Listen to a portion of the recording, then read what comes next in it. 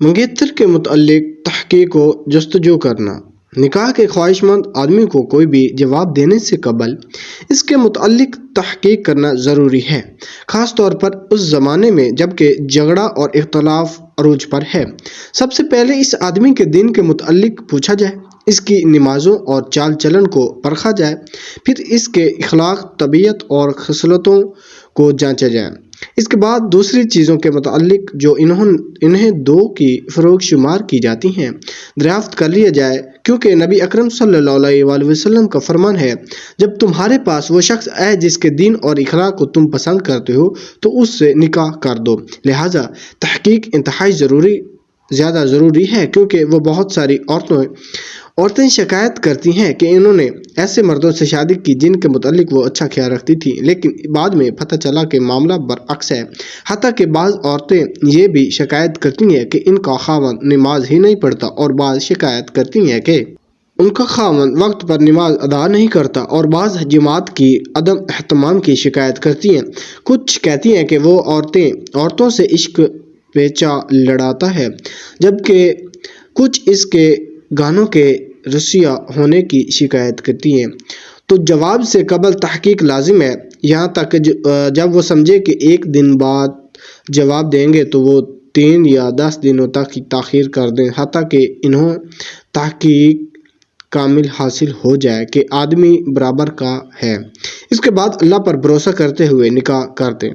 آدمی کا اپنی منگیتر کو دیکھنا مطلب کیسے وہ دیکھ سکتا ہے؟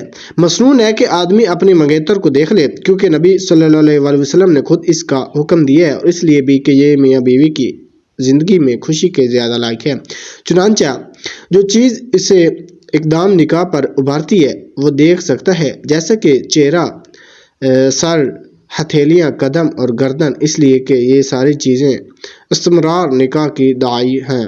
اس طرح عورت کے لیے بھی جائز ہے کہ وہ بھی جو چاہے دیکھ لے، جیسا کہ اس کا چہرہ، ہتھیلیاں، قدم، گردن اور سر، جبکہ سر پر کوئی ڈانپنے والی چیز نہ ہو، کیونکہ دونوں ہی ایک دوسرے کو دیکھنے کا اختیار رکھتے ہیں، یہ وہ جو کو بھی ہے۔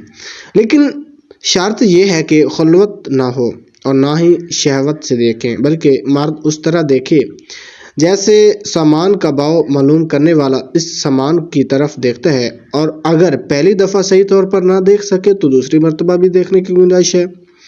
وہ ذات جنہیں منگیتر اپنے منگیتر کے سامنے ظاہر کر سکتی ہے، اس میں کوئی حرج نہیں کہ منگیتر ترغیب نکاح کی خاطر اپنی زینت کو ظاہر کرے، چنانچہ وہ بال، چہرہ، ہتھیلیاں اور قدم ظاہر کر سکتی ہے، لیکن منگیتر کے لیے بطور خاص آراستہ نہ ہو، کیونکہ وہ اس کا خاوند نہیں ہے، اور اس لیے بھی کہ اگر اس نے بناؤ سنگار کیا یا چہرے کو کسی چیز سے مزین کر لیا، پھر نکاح ہو گیا اور بعد میں آدمی کو وہ خوبصورتی نظر نہ آئی جو اس وقت اس تھی، تو وہ ایسا بے رغبت ہوگا کہ جدائی کا اندیشہ ہے۔